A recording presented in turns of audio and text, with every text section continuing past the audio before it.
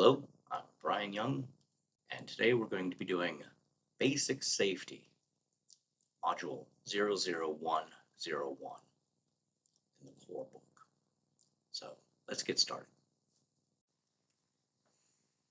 Hello, I'm Brian Young, and today we're going to be doing Basic Safety, Module 00101.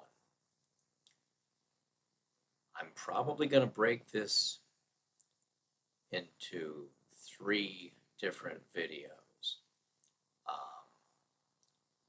Because it's so important. Um, Safety is one of those things that we can talk about every single day. We can talk about it for hours. When you go onto a job, they're going to send you to orientation when you first take the job. And that orientation is going to give you some information to keep you safe on the job. Don't hesitate to ask questions. Ask your foreman. Ask other electricians you work with. Ask other trades on the job. The more information you have, the better. What you know can't hurt you. It's what you don't know that can hurt you. So let's take a look at what we have here. Like I say, this is going to be a long one because it's safety. Successful completion of this module prepares you to do the following. Explain the benefits of safety, cost of workplace incidents, and ways to reduce related hazards. Describe common fall hazards and methods to prevent them. Recognize and avoid struck by and caught in between hazards. Identify common electrical hazards and how to avoid them. Associate personal protective equipment with the hazards they reduce or eliminate. Describe safety practices used with other common job site hazards. There is a performance task for this module, so under supervision, you should be able to properly set up and climb, descend an extension ladder, demonstrating proper three-point contact. Inspect the following personal protective equipment items and determine if they're safe to use. Eye protection, hearing protection, hard hat, gloves, fall arrest harness, lanyards, connecting devices, approved footwear.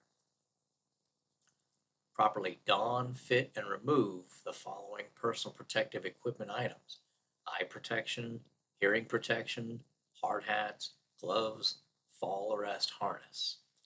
Inspect a typical power cord and GFCI to ensure their serviceability. Work at construction and industrial job sites can be hazardous. Most job site incidents are caused by at-risk behavior, poor planning, lack of training, or failure to recognize the hazards. To help prevent incidents, every company must have a proactive safety program. Safety must be incorporated into all phases of the job and involve employees at every level, including management. Including management. That's probably supposed to be a highlight. And all must be incorporated. I'm going to highlight this whole sentence. Into all phases of the job and involve employees at every level, including management.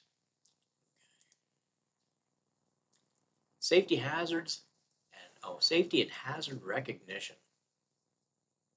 Explain the benefits of safety, the cost of workplace incidents, and ways to reduce related hazards. There are no performance tasks in this section. When you take a job, you have an obligation to your employer, your coworkers, your family, and yourself to work safely.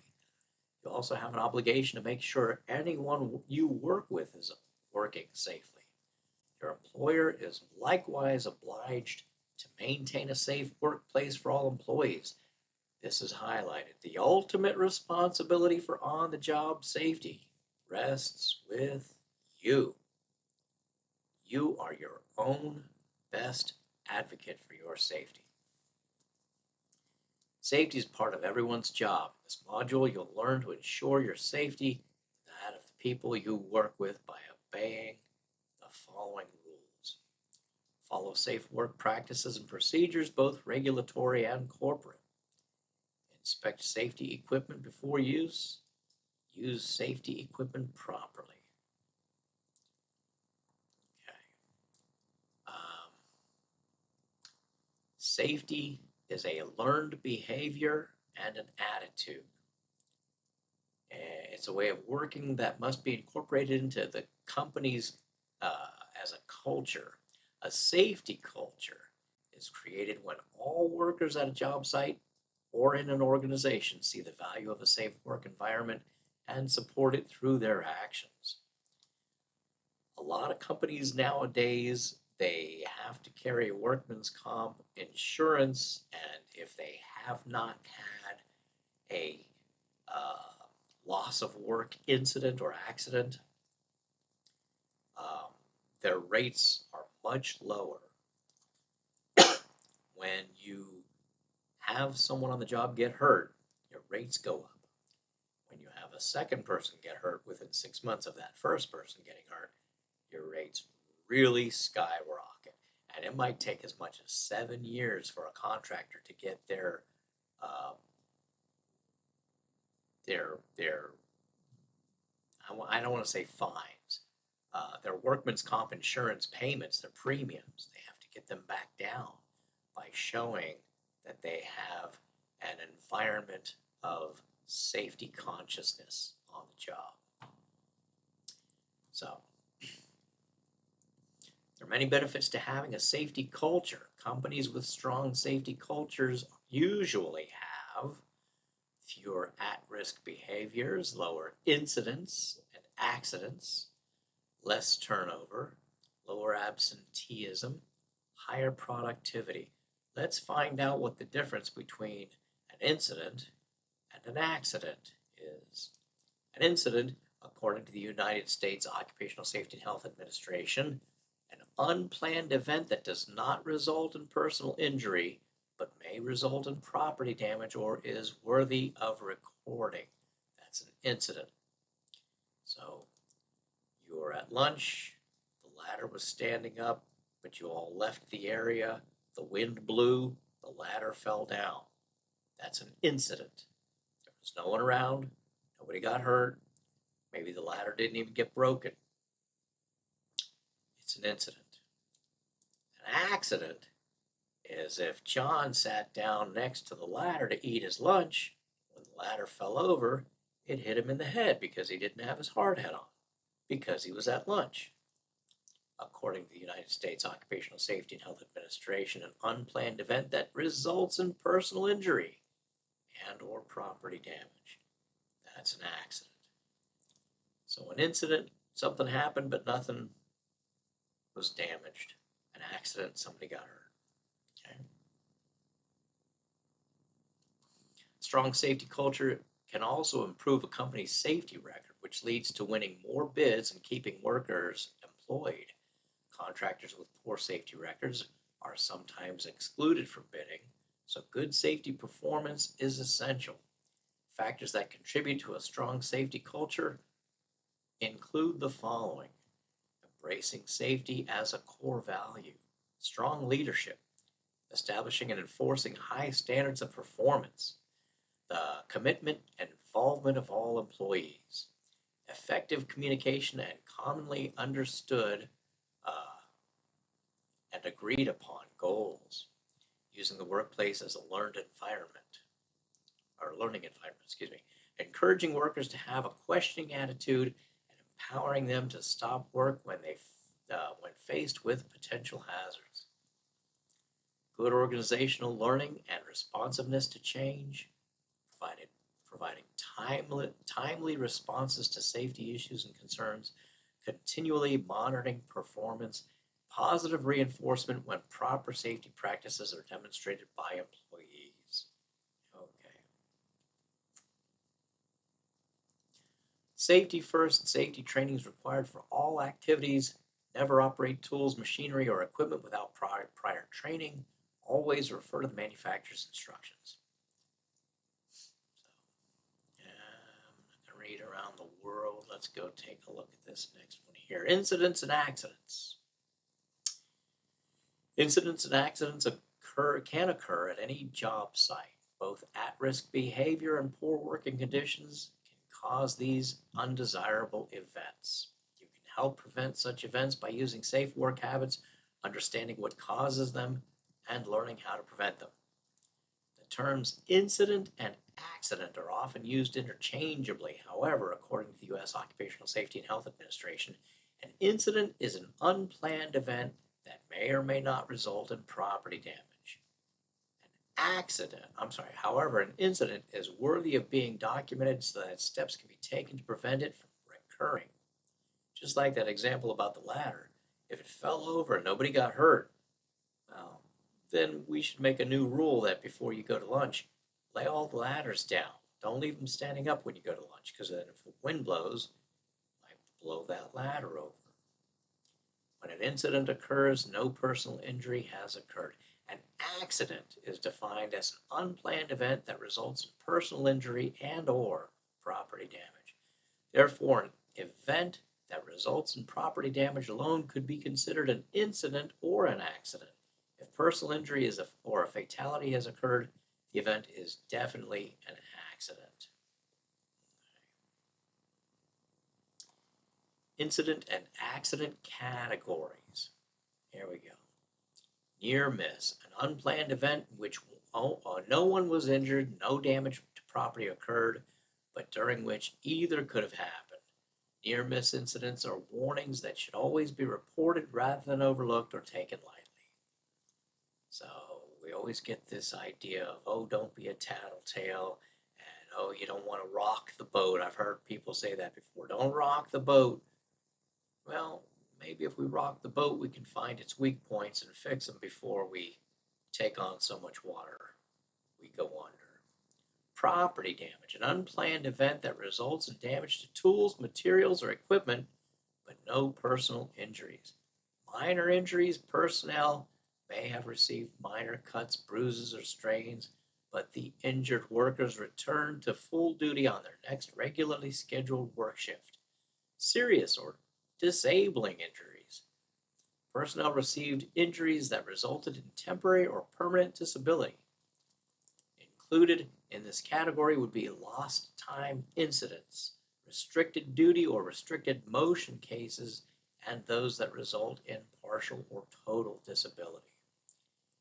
And fatalities, deaths resulting from an unplanned event. Studies have shown that for every serious or disabling injury, there were 10 injuries of a less serious nature, 30 property damage incidents. Further studies showed that 600 near-miss incidents occurred for every serious or disabling injury.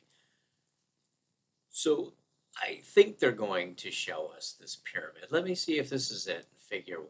Yeah, well, no, that's a circle. But they had the tip of the iceberg, and the fatality was the tip of the iceberg, with one happening for every 600 near misses on the job. And what they were saying is if we can reduce the number of near misses, we might be able to reduce or prevent fatalities from occurring on the job site. There are 4 leading causes of death in construction work. These are often referred to as the Big Four or the Fatal Four. OSHA calls them the Focus Four because it's the 4 categories we need to focus on most diligently in order to keep everyone safe. They include falls, number 1, struck by hazards or caught in between hazards, electrical hazards. Deaths from falls far exceeds all the other causes. So here's the falls, 33.5, a third of all fatalities happen because of falls, or should I say a third of all injuries. It doesn't have to be a fatality. Well, I guess that's what they're talking about, sorry. All right, edit that part out.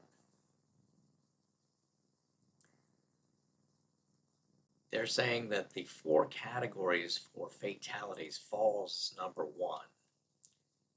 It's 33%. That's a third. So a third of all deaths on construction sites are caused by falls.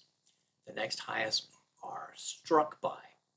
Either a projectile or something fell on them. A crane was swinging a boom and the chain hit somebody, struck by.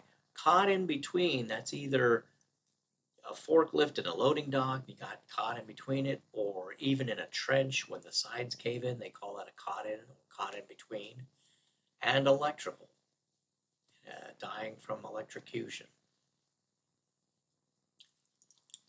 Here are explanations of the four leading hazard groups. Falls from elevations that are incidents involving failure to provide, or failure to use appropriate fall protection. Struck by accidents involve unsafe operation of equipment, machinery, and vehicles, as well as improper handling of materials, such as through unsafe rigging operations. Caught in or caught in between accidents involve unsafe operations of equipment, machinery, and vehicles, as well as improper safety procedures at trench sites and in other confined spaces.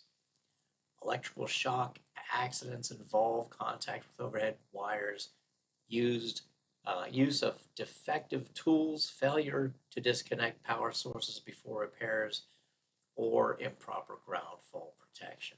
So let's see what a trench is. A trench is a narrow excavation made below the surface of the ground that is generally deeper than it is wide, with a maximum width of 15 feet.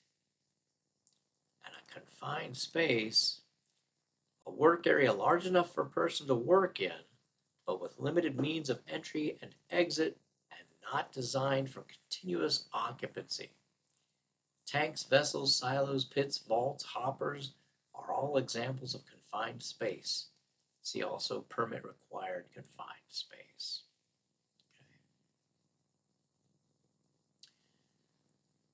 Costs. Incidents and accidents cost billions of dollars each year and cause much needless suffering. National Safety Council estimates that the organized safety movement has saved more than 4.2 million lives since it began in 1913. This section examines why incidents and accidents happen and how you can help prevent them. Very good. Accidents that result in injury or death can have a lasting effect not only on the victim but on their families, co-workers, and employers.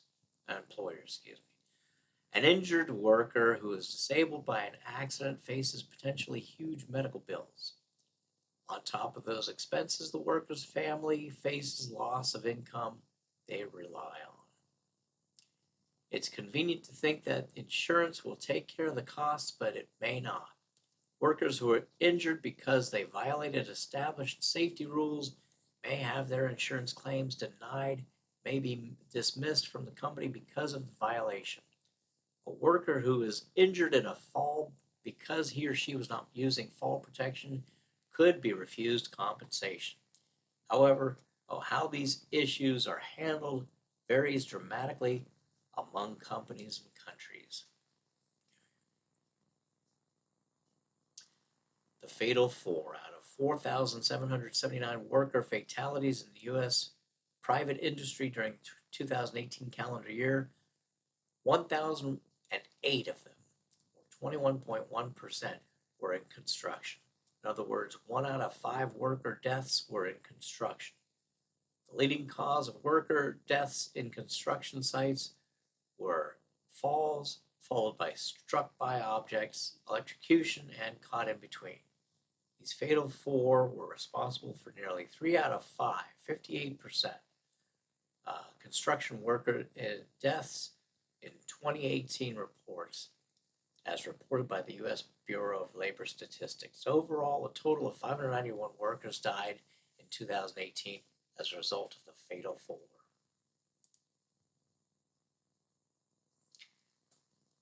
One point 2.0 Incident and Accident Causes. When an incident or an accident occurs on the job site, it can often be attributed to one of the following causes: failure to communicate, At-risk work habits, alcohol or drug abuse, lack of skill, intentional acts, unsafe acts, rationalizing acts, unsafe conditions, poor housekeeping, management system failures.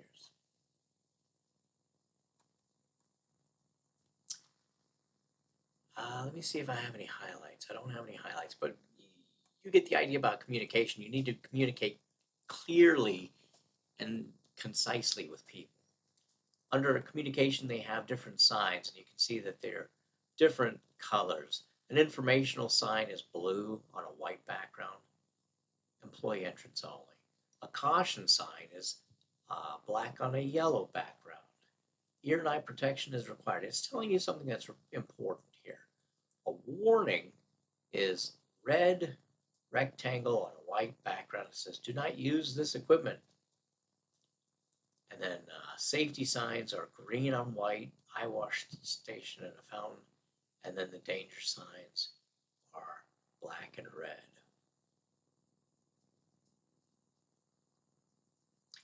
So here it says informational markings or signs provide general information. These signs are blue. The following are considered informational signs. No admittance, no trespassing for employees only. There's the toolbox talks. That's what I was talking about before.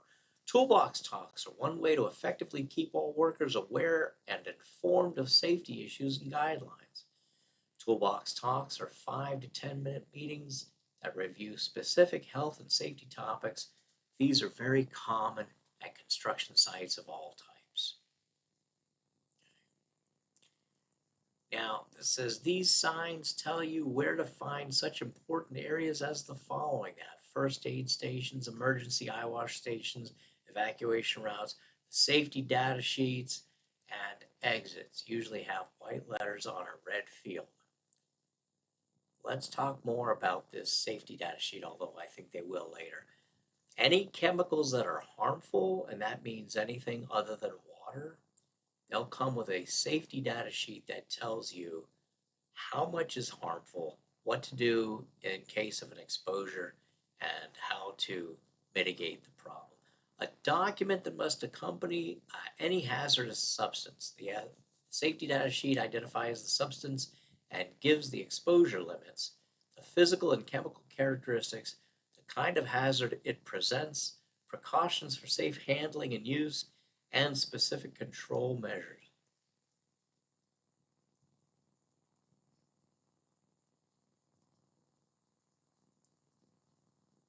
Caution marking signs or signs telling you about potential hazards or warning against unsafe acts. When you see a caution sign, protect yourself against a possible hazard. Caution signs are yellow and have a black panel with yellow letters. So respirators are required, hearing and eye protection is required. Those are the caution signs. Danger markings or signs tell you that an imminent, immediate hazard exists and that you must take certain precautions to avoid an incident. Danger signs are red, black, and white.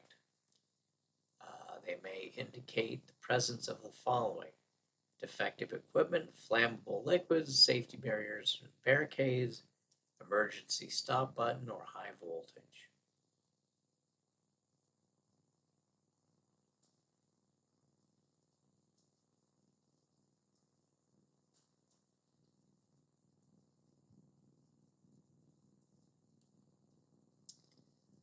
This is just showing us some of the signs that they have.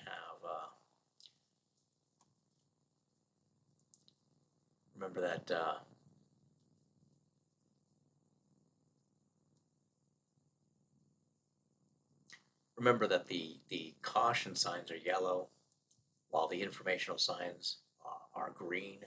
Okay, and danger signs are red and white. 1.2.2 at-risk work habits. This is things that you're doing that are of an unsafe nature, and you really should change your habits. It says some examples of at-risk work habits are procrastination, carelessness, and horseplay. Don't play around on the job. It's great to have a good sense of humor and have people you like to work with, but no horseplay. Procrastination, putting things off, is a common cause of incidents. For example, delaying a repair, inspection, or cleaning of equipment and tools can cause incidents and even accidents. If you try to push machines and equipment beyond their operating capacities, you risk injuring yourself and your coworkers. What was the next one here? It was going to give me three of them. Carelessness and horseplay. Work habits and work attitudes are closely related. If you resist taking orders, you may also resist listening to warnings. If you let yourself be easily distracted, you won't be able to concentrate. If you aren't concentrating, you can cause a significant problem. Okay. Here we go. Here's horseplay. A person pulling a practical joke on a coworker could consider it just having fun, but in fact, it could cause the coworker serious, even fatal injuries. If you horse around on the job site, play pranks, or don't concentrate on what you're doing, you're showing a poor work attitude that can lead to a serious incident. Alcohol and drug abuse. What more needs to be said? Alcohol and drug abuse costs the construction industry millions of dollars a year in incidents, accidents, lost time, and lost productivity. The true cost of alcohol and drug abuse is much more than just the money, of course. Substance abuse can cost lives. Just as drunk driving kills thousands of people on our highways each year, alcohol and drug abuse kills on the construction site. Using alcohol or drugs creates a risk of injury for everyone on the job site. Many states have laws that prevent workers from collecting insurance benefits if they're injured while under the influence of alcohol or illegal drugs.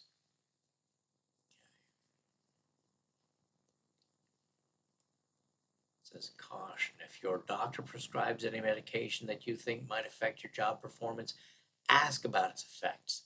Your safety and the safety of your coworkers depend on everyone being alert on the job.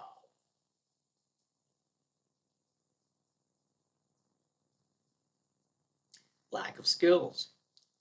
Every worker needs to learn and practice new skills under careful supervision. Never perform new tasks alone until you've been checked out by a supervisor. Lack of skill can cause incidents and accidents quickly. For example, suppose you're told to cut some boards with a circular saw, but you aren't skilled with that tool. Basic rule of circular saw operation is never to cut without a properly functioning guard. Because you haven't been trained, you don't know this. You find that the guard on the saw is slowing you down, so you jam the guard open. The result could be a serious accident. Proper training can prevent this from happening. Stress, okay. Intentional acts. 1.2.5 Intentional acts. When someone purposely causes property damage or injury, it's called an intentional act. An angry or dissatisfied employee may purposely create a situation that leads to an incident or accident. If someone you're working with threatens to get even or a payback on someone, let your supervisor know at once. Unfortunately, terrorism must also be a consideration on the job site. The level of concern is typically dependent on the site itself and the nature of the structure. Pipelines, for example, may represent a significant target due to their size, importance, and location, and potential for destruction. Controversial sites also tend to attract attention, perhaps for terrorist groups operating within a country that oppose the construction or what the structure represents. Unsafe acts. These are things that you've been taught how to do them and you're doing them a different way because you're trying to save time, what have you. An unsafe act is a change from an accepted normal or correct procedure that can cause an incident or accident. It can be any conduct that causes unnecessary exposure to a job site hazard or that makes an activity less safe than usual. Here are some examples of unsafe acts: failing to use the required personal protective equipment, failing to warn coworkers of hazards, lifting improperly, loading or placing equipment on or supplies improperly, making safety devices such as saw guards inoperable, operating equipment at improper speeds, operating equipment without authority, servicing equipment in motion, taking an improper working position, using defective equipment, or using equipment improperly. Rationalizing 1.2.7. Everybody takes risks every day. When you get in your car to drive to work, you know that there is a risk of being involved in an accident. Yet, when you're driving, when you drive usually all the safety practices you have learned, you know that there's a very good chance you'll arrive at your destination safely. Driving is an acceptable risk because you have some control over your own safety and that of others. Some risks are not acceptable. On the job, you must never take risks that endanger yourself or others just because you think you can justify doing so. This is called rationalizing risk, which means ignoring safety warnings and practices. For example, because you're late for work, you might decide to run a red light. Perhaps you feel the risk is worth the time saved. This is not only a dangerous driving habit, but the kind of thinking that is unacceptable on the job site. All right, I'm going to speed through this next part, self-care. You want to make sure you're getting enough sleep at night. Make sure that it's quality sleep. Make sure that you're eating healthily, healthy eating, exercise. Even if it's only 15 minutes a day, you should do some stretches. You should do some things that are going to keep your body limber. It's good to stretch in the morning before you start work. Massage therapy, regular massage, particularly of the upper neck, shoulders, and neck, keeps your muscles and connective tissue flexible, which helps prevent and heal injuries.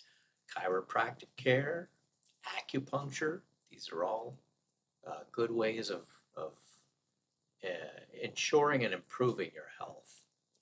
Most schools offering massage therapy, acupuncture, or chiropractic exams have student clinics that provide these services at a heavily discounted rate. They're teaching the students how to do these things, so they need guinea pigs. They need people to come in and get those services. So you can get it for a greatly reduced rate. Sometimes you can get it for free. Following are common examples of rationalized risks on the job: crossing barricades or boundaries because there's no apparent activity, not wearing gloves because it's easier to do the job with bare hands, removing your hard hat because you're hot and you cannot see anyone working overhead, not tying off your fall protection because you only have to lean over about a foot,